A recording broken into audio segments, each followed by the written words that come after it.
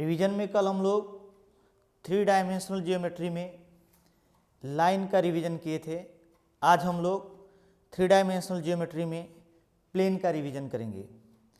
Plane board के साथ साथ अन्य कॉम्पिटिटिव एग्जामिनेशन के लिए भी बहुत इंपॉर्टेंट होता है। तो देखते हैं प्लेन से रिलेटेड क्वेश्चन कैसे पूछे जाते हैं। सबसे पहले हम लोग फाइंड करना सीखें प्लेन का इक्वेशन कैसे फाइंड किया जाता है। किसी भी प्लेन का इक्वेशन फाइंड करने के लिए हमें दो इन्फॉर्मेशन की आवश्यकता होगा। फर्स्ट, उस प्लेन के परपेंडिकुलर एक वेक्टर चाहिए और सेकेंड, उस प्लेन पर एक पॉइंट चाहिए। फॉर एग्जाम्पल, अगर हमें कोई ऐसा प्लेन पूछ लें जिस पर एक पॉइंट गिवन हो ए, प्लेन पर पॉइंट क्या गिवन हो ए वेक्टर, और इसके परपेंडिकुलर वेक्टर क्या गिवन हो एन वेक्टर, तो प्लेन का इक्वेशन कैसे फाइंड करेंगे। इस प्लेन पर हम लोग कोई भी एक वेरिएबल पॉइंट ले लेंगे। ए गिवन है, प्लेन पर एक पॉइंट गिवन है ए, और प्लेन के परपेंडिकुलर वेक्टर क्या गिवन है एन वेक्टर। तो प्लेन का इक्वेशन फाइंड करने के लिए हम लोग अपनी तरफ से एक वेरिएबल पॉइंट पी लेंगे जिसका पोजीशन वेक्टर क्या है आर वेक्टर, और ऑलवेज एपी को एन के परपेंडिकुलर बना देंगे।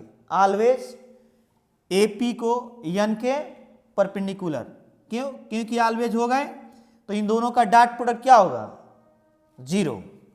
AP is perpendicular to AP is perpendicular to n vector. So AP dot n vector equal to 0। दो वेक्टर जब परपेंडिकुलर होते हैं तो उनका डॉट प्रोडक्ट क्या होता है 0। AP P का पोजीशन वेक्टर माइनस A का पोजीशन वेक्टर। P का पोजीशन वेक्टर क्या है R वेक्टर माइनस A का position vector A vector dot n vector equal to 0। r dot n vector minus a dot n vector equals to 0। तो यहां से क्या obtained होगा r vector dot n vector equal to a vector dot n vector. तो ये हो जाएगा equation of plane passing through point A and perpendicular to n vector. अगर हमें इसे कार्टेशियन फॉर्म में चेंज करना हो तो r वेक्टर के प्लेस पे ऑलवेज क्या सब्स्टिट्यूट कर देंगे x i कैप, कोई वेरिएबल पॉइंट ले लेंगे, y j cap plus z k cap, और एज्यूम कर लेते हैं कि ये जो a1 पॉइंट है इसका coordinate x1 y1 z1 given है। n वेक्टर जो है वह b1 i cap b2 j cap और plus b3 k cap given है। तो यहां से डॉट ऑलवेज r को क्या सब्स्टिट्यूट करेंगे x i cap plus y j cap plus z k cap. क्यों? क्योंकि r वेरिएबल पॉइंट है, ये प्लेन पे कहीं पे भी हो सकता है, तो हम लोग इसे वेरिएबल पॉइंट ही लेंगे। लेकिन a क्या है गिवन पॉइंट है, फिक्स है, इसलिए x1 y1 z1 इसको फिक्स कर देंगे। n वेक्टर क्या है b1 i cap b2 j cap plus b3 k cap equals to a क्या गिवन है a डॉट n को हम लोग यहाँ पे d एज्यूम कर लेते हैं। इन दोनों का डॉट प्रोडक्ट हो जाएगा a और n वेक्टर का, दोनों वेक्टर गिवन आएंगे, हम लोग a डॉट n को कितना एज्यूम कर लेते हैं d।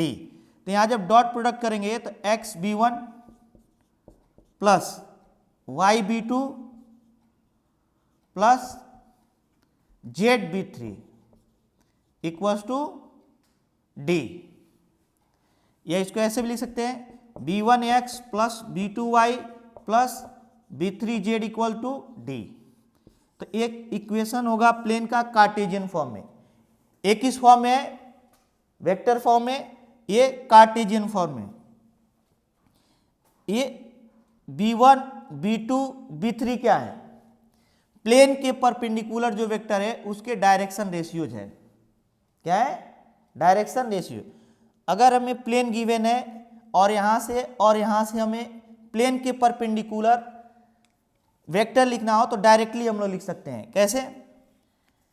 N vector equal to क्या है? b1 i cap plus b2 j cap plus b3 k cap. तो अगर हमें परपेंडिकुलर वेक्टर लिखना हो और प्लेन का इक्वेशन ऐसे गिवन हो तो x के प्लेस पे i कैप, y के प्लेस पे j कैप एंड j के प्लेस पर k कैप सब्स्टिट्यूट कर देंगे।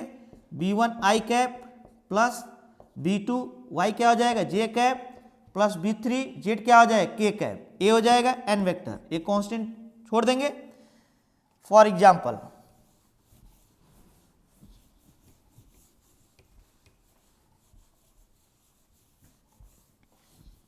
क्वेश्चन यदि हमसे पूछ ले उस प्लेन का इक्वेशन फाइंड कीजिए जो 2 1 3 से पास हो और किसके परपेंडिकुलर हो?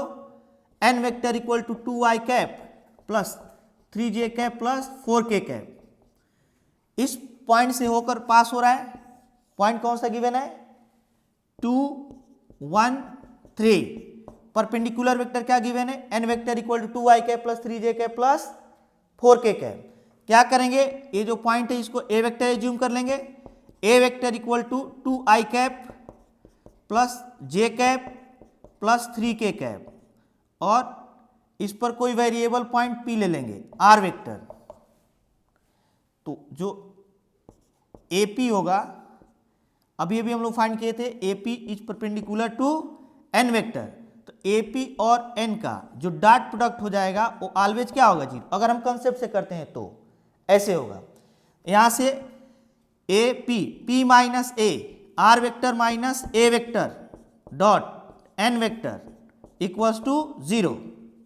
कॉन्सेप्ट से करेंगे इजीली फाइंड हो जाएगा। R dot n vector equal to A dot n आएगा, सब्स्टिट्यूट उस साइड में इसको कर देते हैं A dot n vector.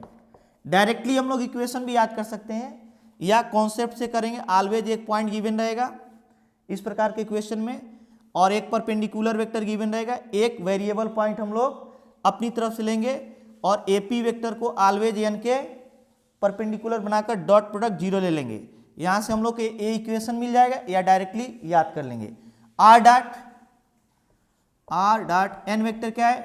2i cap plus 3j cap plus 4k cap equals to A vector क्या है? 2i cap plus j cap plus 3k cap, 2i cap plus j cap plus 3k cap dot n vector 2i cap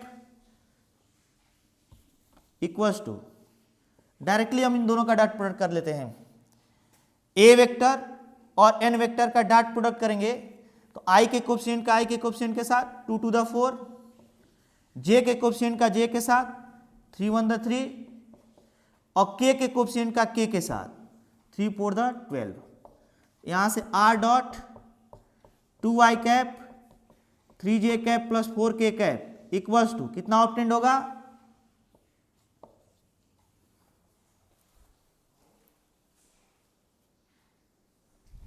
19। ये plane का equation है vector form में। Cartesian form में कैसे change करेंगे?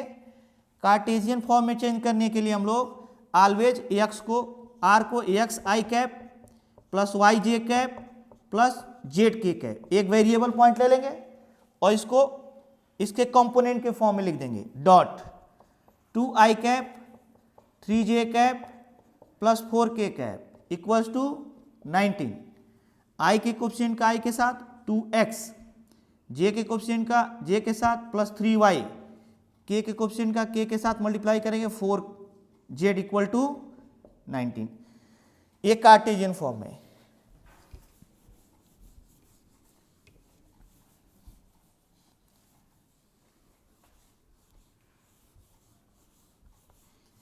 अब हम लोग देखते हैं अगर कहीं कार्टेशियन फॉर्म दिया हो और प्लेन के परपेंडिकुलर वेक्टर लिखना है 2x plus 3y plus 4z equals to 7।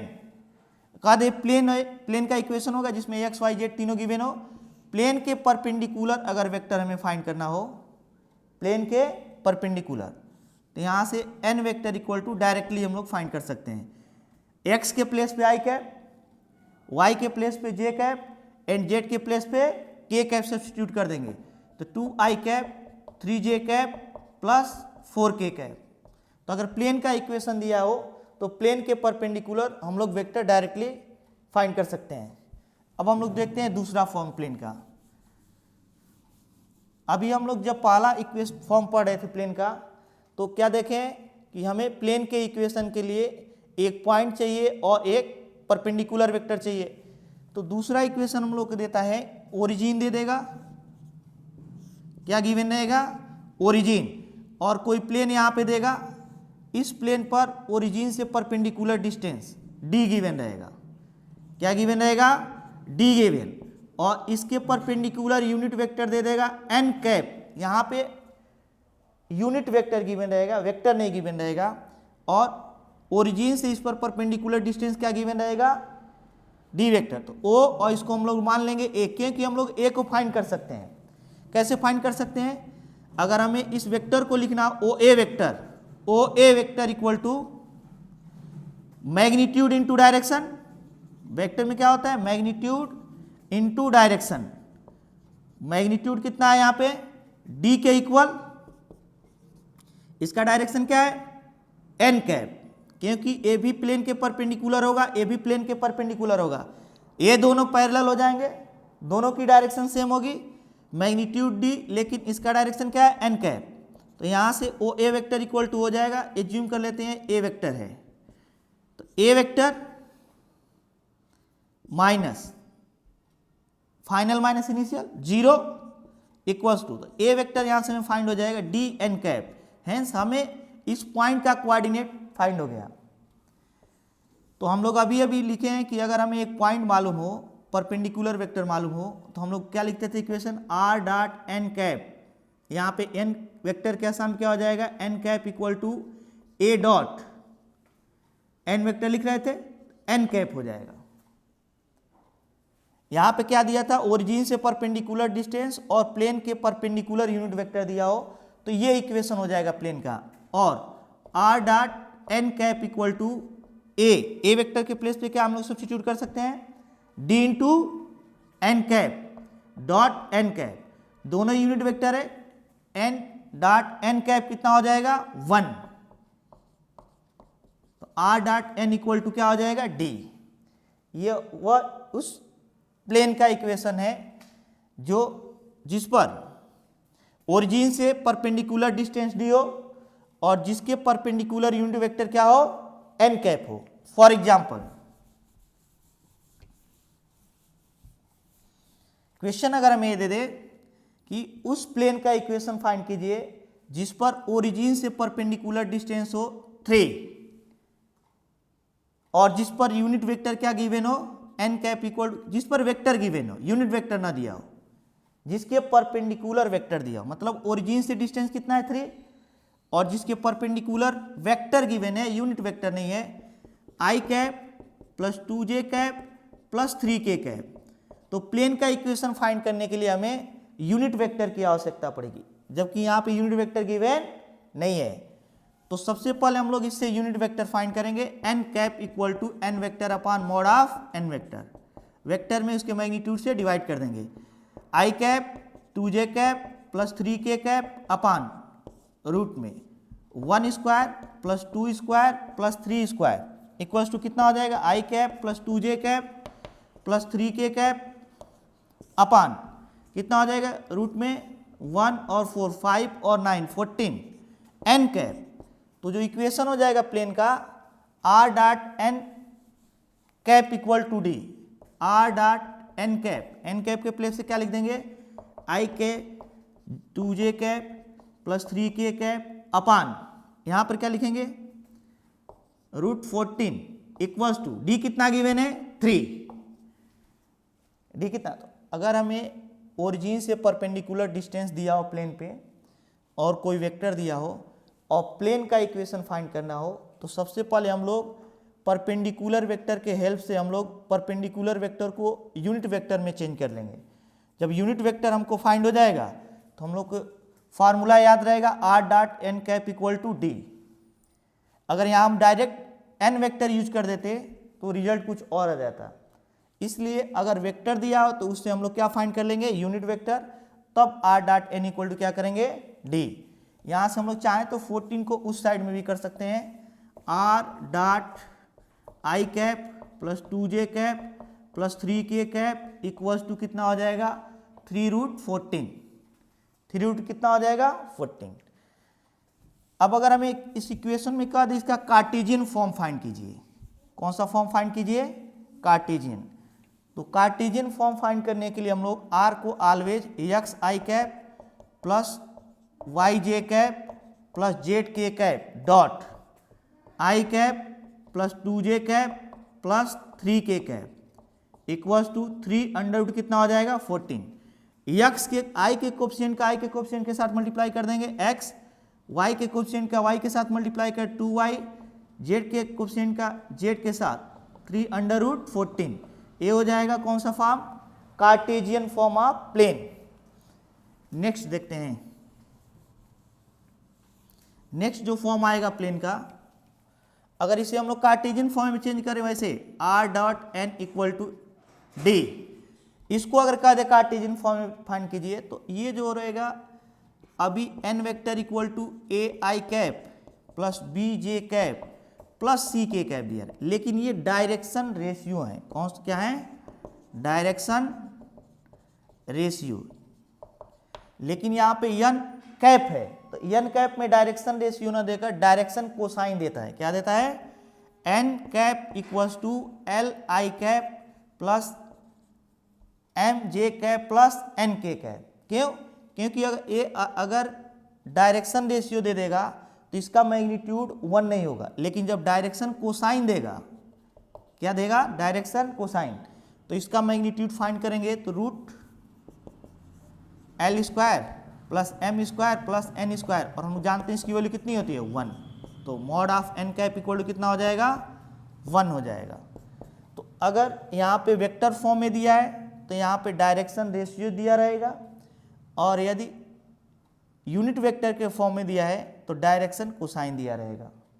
और इस फॉर्म में चेंज करने के लिए इसको क्या करेंगे, x i cap y j cap plus z k cap dot n vector की वैल्यू कितना है, l i cap m j cap plus n k cap equals to d. कितना आ जाएगा, एक्स एल और l x plus m y plus n z equals to d. और इसके पहले वाला इक्वेशन क्या था, r dot n vector equals to क्या था, डी।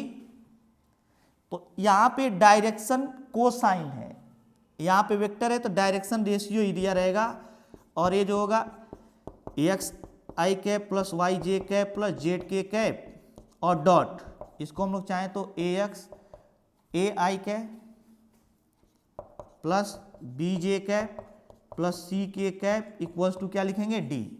तो यहाँ से a x plus b y plus c z equals to d. यहाँ पे directly perpendicular distance from origin होगा, लेकिन ये परपेंडिकुलर डिस्टेंस फ्रॉम ओरिजिन नहीं होगा, लेकिन इनमें क्या है, डायरेक्शन कोसाइन है और यहाँ पे डायरेक्शन रेशियोज हैं। नेक्स्ट फॉर्म देखते हैं हम लोग वेक्टर प्लेन का। प्लेन का जो नेक्स्ट फॉर्म रहेगा वो देगा किसी प्लेन पे 3 पॉइंट गिवन रहेंगे, प्लेन पासिंग थ्रू 3 पॉइंट्स। कितने पॉइंट से पास करेगा, 3 पॉइंट से। पहला पॉइंट ए वेक्टर एज्यूम कर लेते हैं, दूसरा पॉइंट बी वेक्टर एज्यूम कर लेते हैं, तीसरा पॉइंट सी वेक्टर एज्यूम कर लेते हैं। ए है, ए बी और ए सी। तो 3 पॉइंट से जो प्लेन पास करेगा उसका इक्वेशन कैसे फाइंड किया जाएगा, इसके लिए हम लोग क्या करेंगे, इसके पहले जो कंसेप्ट यूज करते थे, प्लेन पे हमें एक पॉइंट चाहिए और प्लेन के परपेंडिकुलर एक वेक्टर चाहिए। तो सबसे पहले हम लोग प्लेन में 2 वेक्टर फाइंड कर लेते हैं। ये 2 हैं, दोनों प्लेन में हैं। अगर ए बी वेक्टर फाइंड किया जाए तो ए भी प्लेन में होगा, ए सी वेक्टर फाइंड किया जाए तो ए भी प्लेन में होगा। A B vector equals to B vector minus A vector, और A C vector equals to हो जाएगा यहाँ पे C vector minus A vector. A B और A C, A B and A C both situated in plane, in plane, दोनों कहाँ पे हैं, प्लेन में सिचुएटेड है। तो अगर इनका क्रॉस प्रोडक्ट ले लिया जाए तो ए बी क्रॉस ए सी जो होगा इनके परपेंडिकुलर आ जाएगा। क्या आ जाएगा? Perpendicular. A B cross A C, क्योंकि A B cross A C A B के भी परपेंडिकुलर होता है और ए सी के भी। तो ए बी और ए सी प्लेन में है और इनका जो क्रॉस प्रोडक्ट होगा वह इन दोनों के परपेंडिकुलर हो जाएगा, यही एन वेक्टर हो जाएगा। क्या हो जाएगा? N vector. अब प्लेन का इक्वेशन फाइंड करने के लिए हम लोग क्या करते थे, एक पॉइंट चाहिए जो हमको मालूम है ए ले लेते हैं और एक परपेंडिकुलर वेक्टर चाहिए जो हम लोग फाइंड कर लिए यहां से। कैसे? एन वेक्टर इक्वल टू यहां पे जो हो जाएगा A B cross A C B minus A cross C minus A, और क्या करते थे आर डॉट, यहां पे कोई वेरिएबल पॉइंट पी लेते थे, r vector AP dot n equals to 0, और एपी क्या है? R vector minus A vector dot n vector equals to क्या कर देंगे? 0। यहां से जब वैल्यू सब्स्टिट्यूट करेंगे तो r vector dot n vector minus A vector dot n vector equals to 0, और इसी तरह रहने देते, इसी फॉर्म में रहने देते हैं r dot a minus A vector और डॉट एन वेक्टर की वैल्यू कितना गिवन है यहाँ पे? B minus a B vector minus A vector cross c vector minus A vector equals to 0। तो कंसेप्ट से हम लोग फाइंड करेंगे, आसानी से सॉल्व हो जाएगा। सबसे पहले क्या करेंगे, प्लेन में दो वेक्टर फाइंड करेंगे, जैसे ए बी और ए सी। इन दोनों का जब क्रॉस लेंगे तो प्लेन के परपेंडिकुलर एन वेक्टर आ जाएगा। अब प्लेन पे हम एक पॉइंट चाहिए जो ए पॉइंट गिवन है और एक वेरिएबल पॉइंट आर वेक्टर ले लेंगे, तो ए पी जो होगा एन के परपेंडिकुलर हो जाएगा, तो a p dot n equal to 0 कर देंगे, वैल्यू सब्स्टिट्यूट कर देंगे, प्लेन का इक्वेशन आ जाएगा। अब हम लोग इसका क्वेश्चन देखते हैं, एक और फॉर्म देख लेते हैं पहले।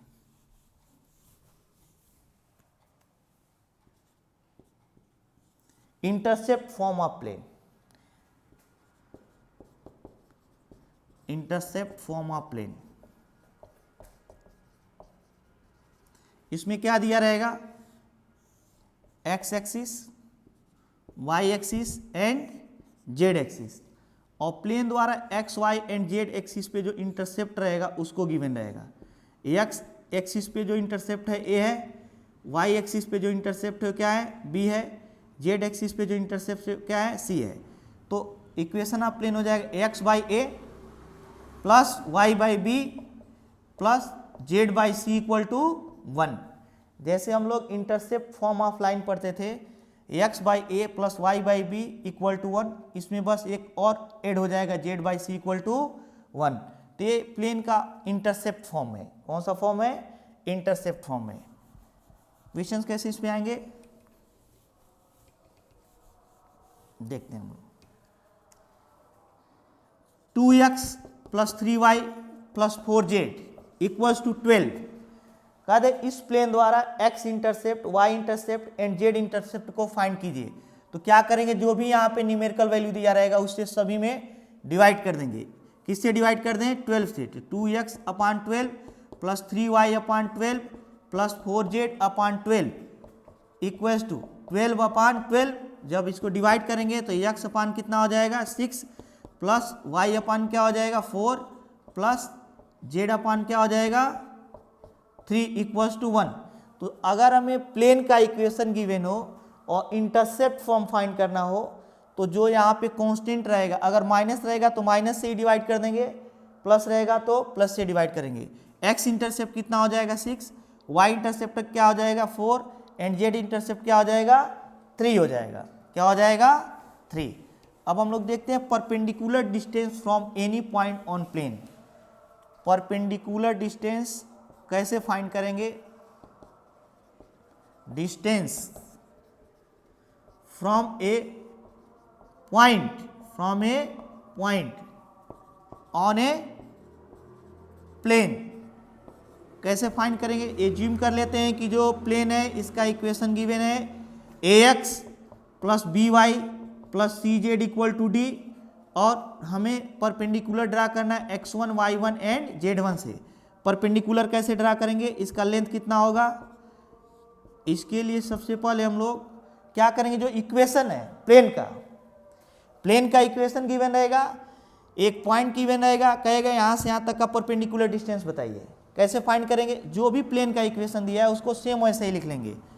ax अगर d की वैल्यू फाइंड करें तो a और ax के प्लेस पे x1 कर देंगे, प्लस b y के प्लेस पे पॉइंट सब्स्टिट्यूट कर देंगे y1, प्लस c z के प्लेस पे क्या हो जाएगा z1 माइनस d, पूरा इक्वेशन लिखेंगे।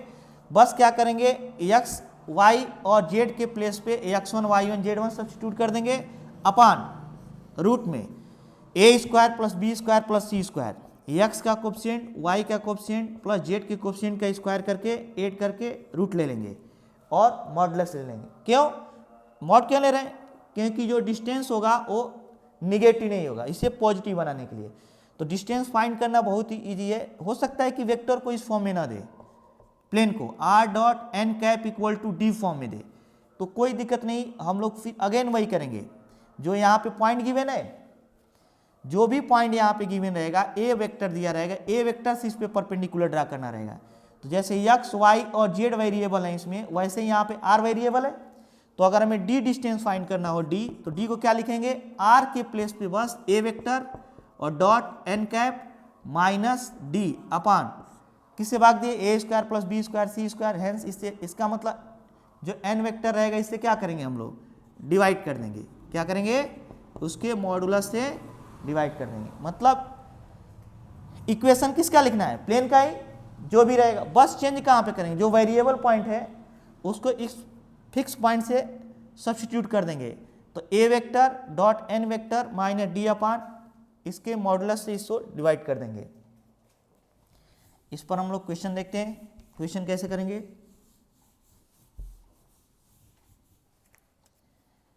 1 2 3 एक पॉइंट दिया है और यहाँ पे इक्वेशन दिया है 2x plus 3y plus 4z equals to 12। कहा दे इस पॉइंट से इस पर परपेंडिकुलर का लेंथ क्या होगा, d कैसे फाइंड करेंगे। तो d इक्वल टू हो जाएगा, जो भी इक्वेशन दिया है 2 into 1 plus 3 into 2 plus 4 into 3 minus 12, इधर आएगा तो माइनस हो जाएगा, 2 square 3 square 4 square, 2 square plus 3 square plus calculate कर देंगे, परपेंडिकुलर डिस्टेंस हमें फाइंड हो जाएगा।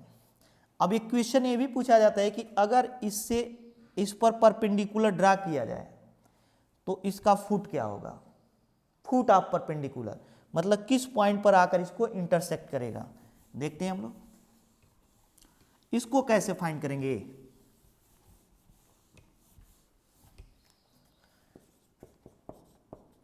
फाइंड फुट ऑफ परपेंडिकुलर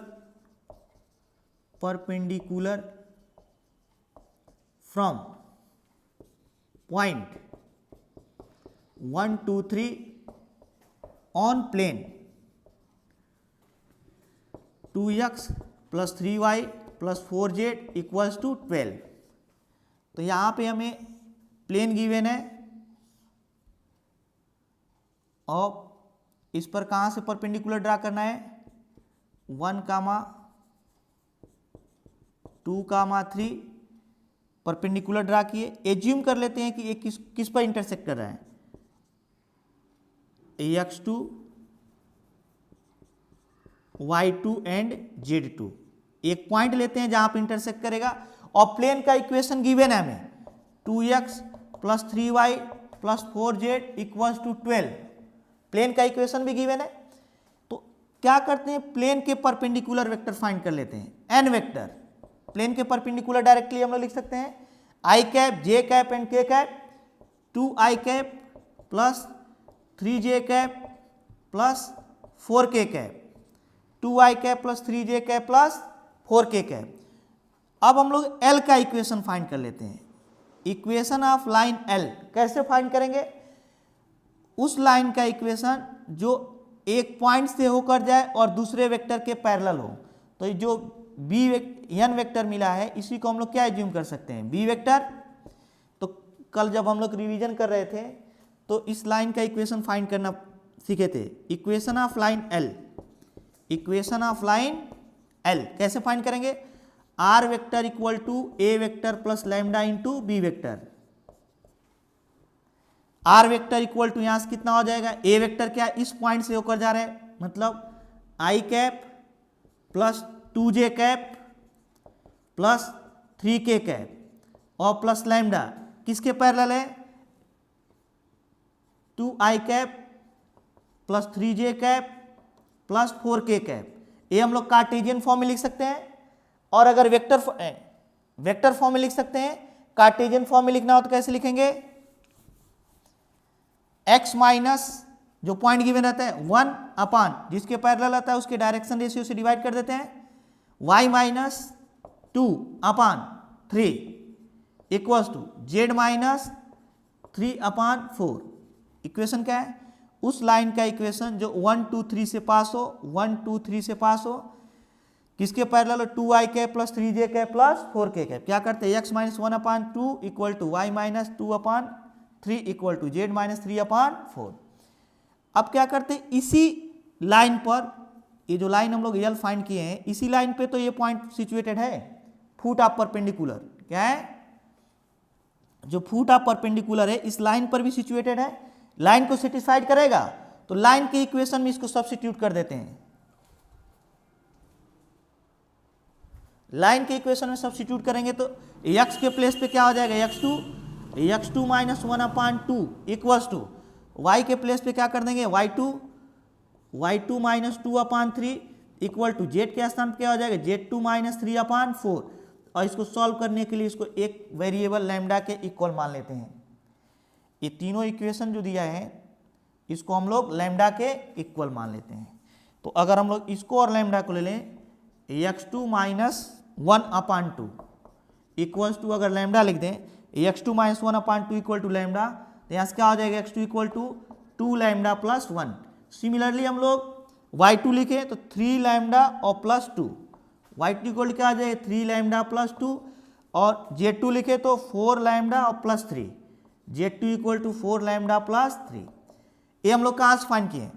सबसे पहले लाइन के इक्वेशन फाइंड किए, इस लाइन पर ये पॉइंट आएगा, तो इस पॉइंट को इस लाइन में रख करके हम लोग x2 y2 और z2 को फाइंड कर लिए। लेकिन x2 y2 z2 तो प्लेन पर भी सिचुएटेड होगा, तो प्लेन को भी सेटिस्फाइड करेगा।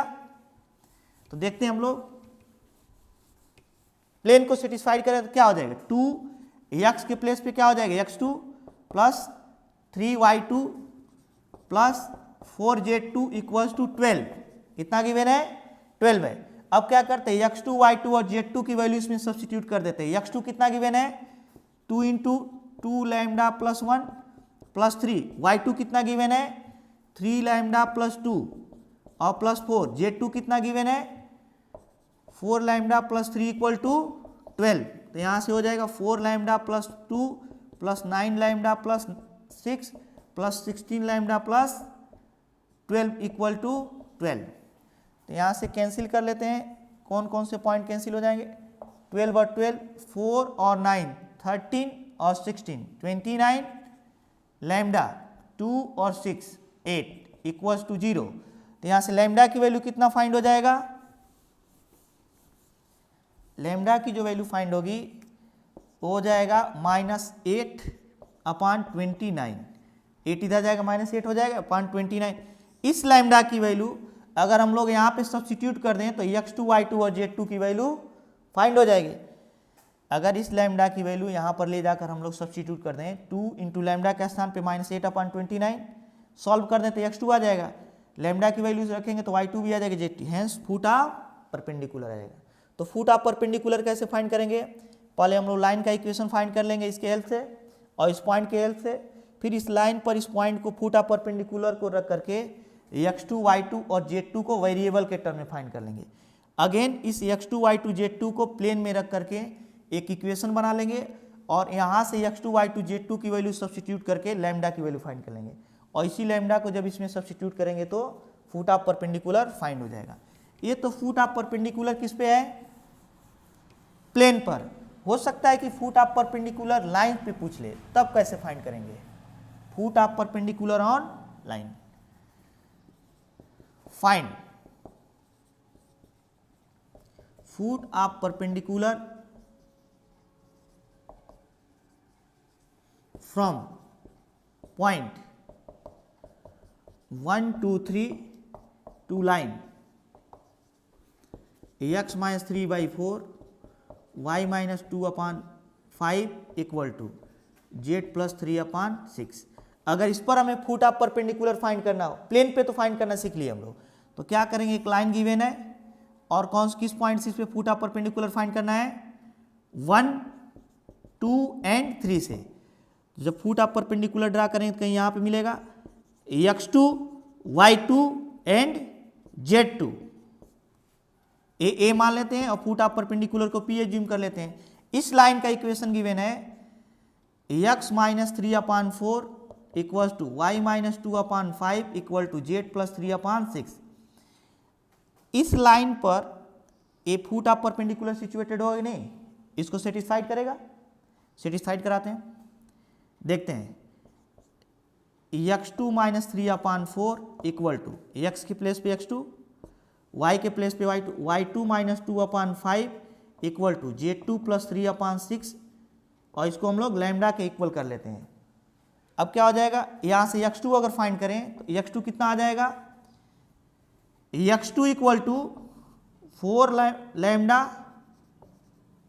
और 3 उधर चला जाएगा प्लस 3, फिर हम लोग इसको लैम्डा के इक्वल करते हैं तो 5 lambda, y2 equal to 5 lambda plus 2, z2 find करें तो 6 लैम्डा और 3 उधर जाएगा तो -3 हो जाएगा। ये अभी हम लोग जो लाइन दिया है, क्या दिया है, लाइन, उस लाइन में फुट ऑफ परपेंडिकुलर को रख करके हम लोग x2 y2 z2 फाइंड कर लेंगे।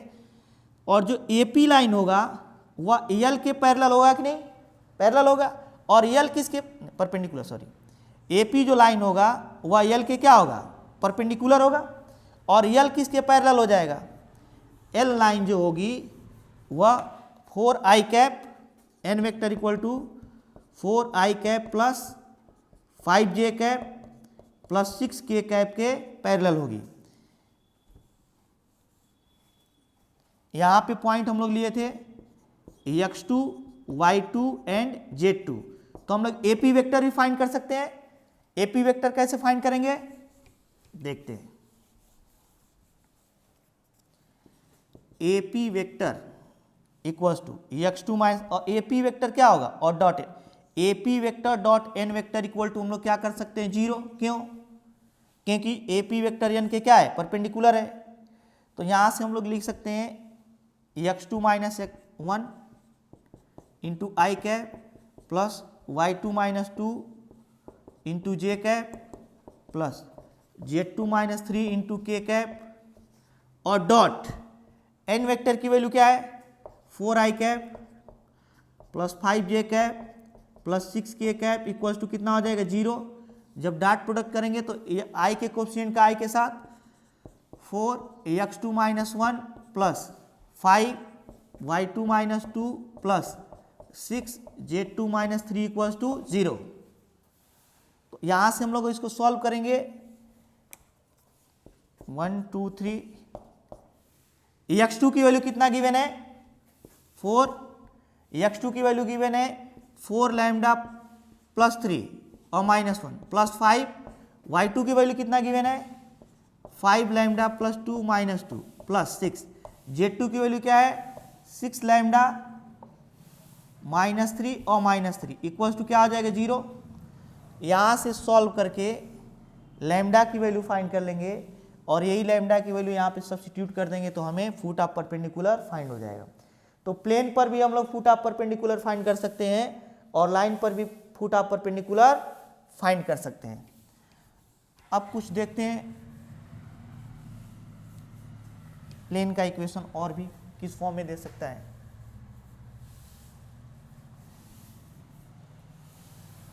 कह दिया जाए दो प्लेन के इंटरसेक्शन पॉइंट से होकर जाने वाले प्लेन का equation, equation of plane passing through intersection of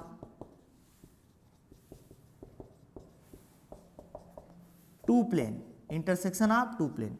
assume कर लेते हैं पहला प्लेन जो है r vector equal to r dot n vector equal to d1 और दूसरा जो इक्वेशन है r dot n2 vector equal to d2।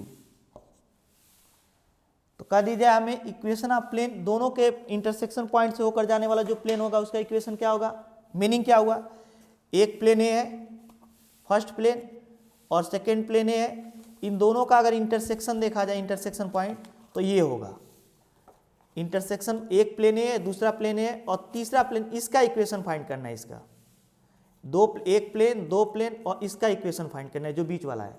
कैसे फाइंड करेंगे,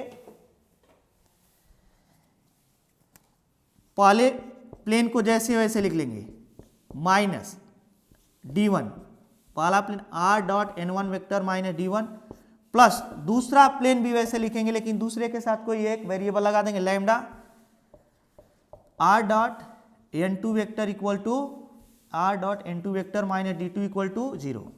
अगर दो प्लेन के इंटरसेक्शन से होकर कोई प्लेन पास हो रहा हो और उन दोनों उस प्लेन का इक्वेशन फाइंड करना हो तो हम लोग क्या करेंगे, पहले प्लेन के इक्वेशन को लिख लेंगे, दूसरे प्लेन के इक्वेशन को भी लिखेंगे लेकिन उसके साथ एक वेरिएबल लिख देंगे इक्वल टू क्या हो जाएगा 0। हेंस दो प्लेन कौन कौन से दिए हैं, एक प्लेन ए दिया है दूसरा प्लेन ए दिया है, दोनों का इंटरसेक्शन पॉइंट ए है और इन्हीं के इंटरसेक्शन से अगर तीसरा प्लेन ऐसे पास हो इसका इक्वेशन पूछा है, इसका इक्वेशन गिवन है ये, इसका इक्वेशन गिवन है ए और इसका इक्वेशन पूछ लिया है। तो इसका इक्वेशन जब हम लिखेंगे तो ऐसे लिखेंगे, पहले प्लेन को ऐसे ही लिख लेंगे, दूसरे प्लेन को लिखेंगे तो उसके साथ लैम्डा लिख देंगे। अब हम लोग इस पे क्वेश्चन देखते हैं।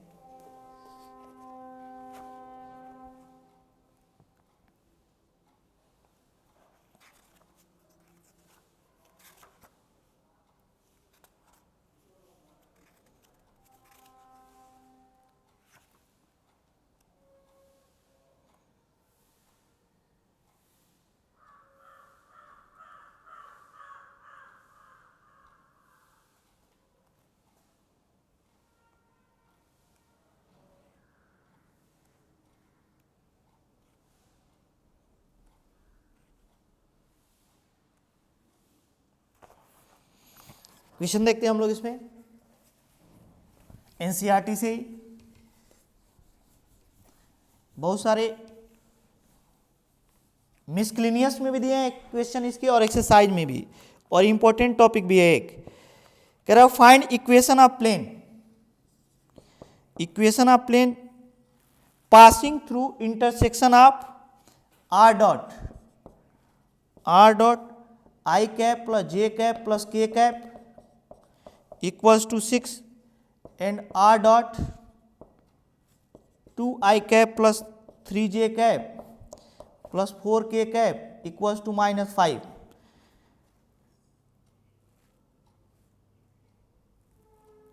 एंड पासिंग थ्रू, किसके थ्रू पास कर रहा है, पासिंग थ्रू। ये हमेशा अलग से एक एडिशनल इंफॉर्मेशन देगा, या तो कह देगा कि जो प्लेन हम लोग फाइंड करें उस पर कोई पॉइंट दिया है जैसे 1 2 एंड 1 1 1 ही गिवन है 1 1 1। जिस प्लेन का इक्वेशन हम लोग लिखेंगे उसमें लैम्डा जो वेरिएबल आएगा उसको फाइंड करने के लिए एक एडिशनल इंफॉर्मेशन दिया रहेगा। जैसे यहाँ पे किया है कि यहाँ पे एडिशनल इंफॉर्मेशन क्या है कि यह प्लेन जो होगा 1 1 1 से पास हो रहा है, हो सकता है उस प्लेन के परपेंडिकुलर वेक्टर दे दे या उस प्लेन के पैरेलल वेक्टर दे दे, उसके हेल्प से भी हम लोग लैम्डा की वैल्यू फाइंड कर लेंगे। कहाँ से पास कर रहा है, 1 1 एंड 1 से पास कर रहा है, तो कह दीजिए equation of plane, equation of plane क्या हो जाएगा, जो इन दोनों के इंटरसेक्शन से आएगा। सबसे इजी है कि हम लोग इसको कार्टेशियन फॉर्म में चेंज कर ले। कार्टेशियन फॉर्म में कैसे चेंज करेंगे, यहाँ पे x i cap plus y j cap plus z k cap dot i cap plus j cap plus k cap equals to 6 कर देंगे तो एक्स और एक्स हो जाएगा, वाई और plus z equals to 6। Cartesian form में change कर लेंगे तो इजीली सॉल्व हो जाता है, उस तरह थोड़ा बड़ा पड़ता है। तो कह दीजिए यहाँ पे x i cap plus y j cap plus z k cap लिख देंगे, यहाँ पे कार्टेशियन फॉर्म में आ जाएगा ये वाला। इसको भी हम लोग क्या करते हैं, कार्टेशियन फॉर्म में चेंज करने के लिए x i cap plus y j cap plus z k cap लिख देंगे। तो कार्टेशियन फॉर्म में लिखते समय बस आई जो होता है एक्स हो जाएगा, जे जो है वाई हो जाएगा, और जो के कैप क्या हो जाएगा, जेड हो जाएगा, इक्वल्स टू -5। ऐसे भी हम लोग इसका कार्टेशियन फॉर्म लिख सकते हैं। अगर कहीं पर भी वेक्टर फॉर्म दिया है प्लेन का, कार्टेशियन फॉर्म लिखना हो, आई के स्थान पे एक्स, जे के स्थान पे वाई, के कैप के स्थान पे जेड सब्स्टिट्यूट कर देंगे। Equation of plane passing through intersection of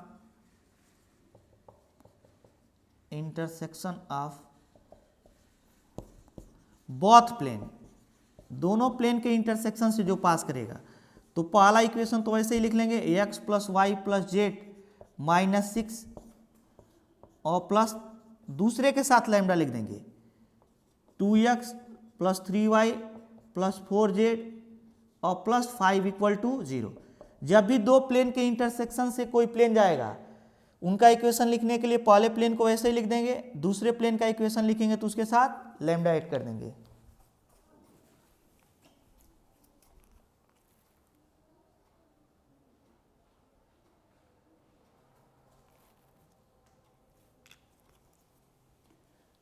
यहां पे लैम्डा ऐड हो गया। अब हम लोग क्या करेंगे, इसके बारे में एक एडिशनल इंफॉर्मेशन क्या दिया है कि ये प्लेन इस पॉइंट से होकर जा रहा है, तो ये पॉइंट इसको क्या करेगा, सेटिस्फाइड करेगा। तो जो इक्वेशन थर्ड हम लोग फाइंड किए उसमें एक पॉइंट जो गिवन है उसको सब्स्टिट्यूट कर देते हैं। कौन सा पॉइंट है, 1 1 एंड 1। तो जब इसमें सब्स्टिट्यूट करेंगे तो यहाँ पे 1 हो जाएगा, यहाँ पर 1 हो जाएगा, वह यहाँ पे 1 और -6। क्यों, क्योंकि एक्स भी 1 है, वाई भी 1 है और जेड भी, प्लस लैम्डा 2 × 1 2 हो जाएगा, 3 × 1 3 हो जाएगा, 4 × 1 4 हो जाएगा, plus 5 equal to 0।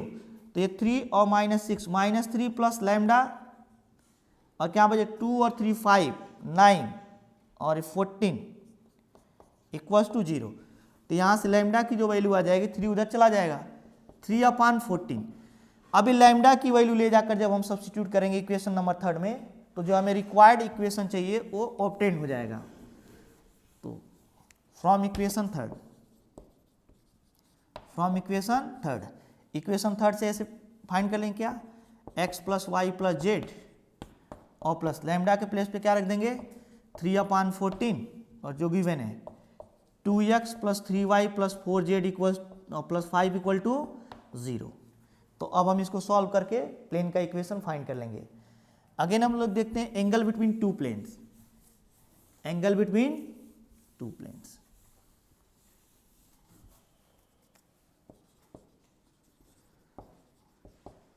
Angle between two planes कैसे फाइंड करेंगे, दो प्लेन्स अगर दिया है r dot n1 vector equal to d1 and r dot n2 vector equal to d2, अगर इन दोनों के बीच का एंगल फाइंड करना हो तो n1 और n2 के बीच का एंगल, दोनों वेक्टर के बीच का एंगल होगा। हेंस n1 डॉट n2 कर लेंगे equal to n1 n2 cos theta, यहाँ से cos थीटा इक्वल टू कितना हो जाएगा n1 डॉट n2 अपान n1 n2, और इसको ऐसे भी लिख सकते हैं n1 dot n2 equal upon mod of n1, क्योंकि ये मैग्नीट्यूड है।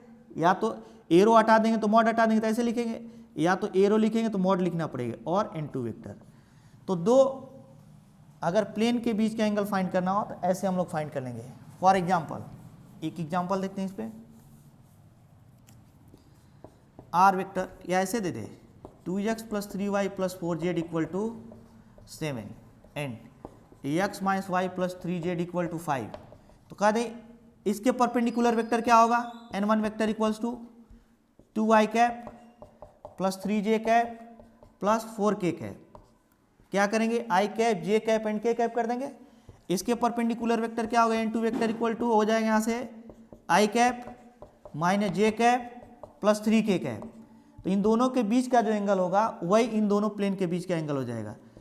cos थीटा इक्वल टू क्या हो जाएगा n1 dot n2 equal to n1 dot n2 upon mod of n1 mod of n2 equal to, दोनों का डॉट प्रोडक्ट करेंगे तो i के कोफिशिएंट का i के साथ 2 1 the 2 3 -3 हो जाएगा और plus 12 upon under root 2 square 3 square 4 square, 2 square plus 3 square plus 4 square root में। इसका मैग्नीट्यूड फाइंड करेंगे तो 1 square plus 1 square plus 3 square, इसको सॉल्व कर देंगे तो यहाँ से थीटा आ जाएगा, कॉस इनवर्स करके समथिंग आएगा।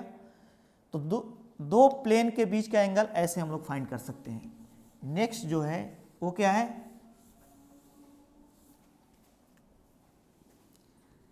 Angle between plane and a line. तो अगर हमें कोई प्लेन गिवन है और कोई लाइन गिवन है और इनके बीच का एंगल फाइंड करना हो, तो प्लेन के परपेंडिकुलर अगर प्लेन दिया AX BY CZ equal to D, तो प्लेन के परपेंडिकुलर वेक्टर हम लोग फाइंड कर सकते हैं। एन वेक्टर इक्वल टू क्या करते हैं, यहाँ पे AI cap plus BJ cap plus CK cap, AI cap plus BJ cap plus CK cap, और जो लाइन दिया रहेगा इसका इक्वेशन दिया रहेगा x minus x1 upon A1 y minus y1 upon A2 equal to z minus z1 upon A3। तो यहाँ से हम लोग इसके पैरेलल वेक्टर फाइंड कर सकते हैं, N2 वेक्टर इक्वल टू, क्योंकि यहाँ पे लाइन के पैरेलल वेक्टर ये मिलता है, A1i cap A2j cap plus A3k cap. तो यहाँ पे प्लेन के बीच के एंगल भले ही यहाँ पे मिले थीटा, लेकिन ये 90 डिग्री माइनस क्या हो जाएगा, थीटा। तो यहाँ पे लिखेंगे कॉस 90 डिग्री माइनस थीटा, इस वेक्टर और इस वेक्टर के बीच equal to N1 dot N2 upon mod of N1 mod of N2। तो यहाँ पे साइन थीटा इक्वल टू आ जाएगा, क्या आ जाएगा, N1 dot N2 upon mod of N1 and mod of N2। सभी में कॉस थीटा आएगा, लेकिन इसमें क्या आएगा, साइन थीटा। इस प्रकार हम लोग प्लेन के इक्वेशन बीच का भी एंगल फाइंड कर सकते हैं और एक प्लेन और एक लाइन के बीच का भी एंगल फाइंड कर सकते हैं।